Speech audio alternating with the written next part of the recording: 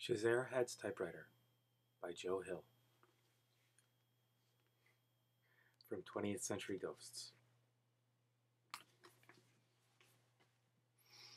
Elena's father had gone into the basement every night after work for as far back as she could remember, and did not come up until he had written 3 pages on the humming IBM electric typewriter he had bought in college, when he still believed he would someday be a famous novelist.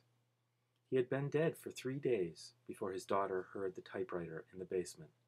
At the usual time, a burst of rapid bang, bang, banging, followed by a waiting silence, filled out only by the idiot hum of the machine.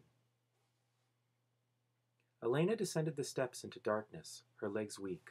The drone of his IBM filled the musty-smelling dark, so the gloom itself seemed to vibrate with electrical current, as before a thunderstorm.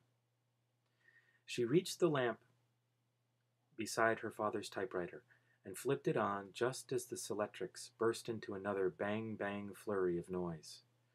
She screamed, and then screamed again when she saw the keys moving on their own, the chrome type ball lunging against the bare black platen. That first time Elena saw the typewriter working on its own, she thought she might faint from the shock of it. Her mother almost did faint when Elena showed her, the very next night. When the typewriter jumped to life and began to write, Elena's mother threw her hands up and shrieked. Her legs wobbled under her, and Elena had to grab her by the arm to keep her from going down. Pretty exciting, huh?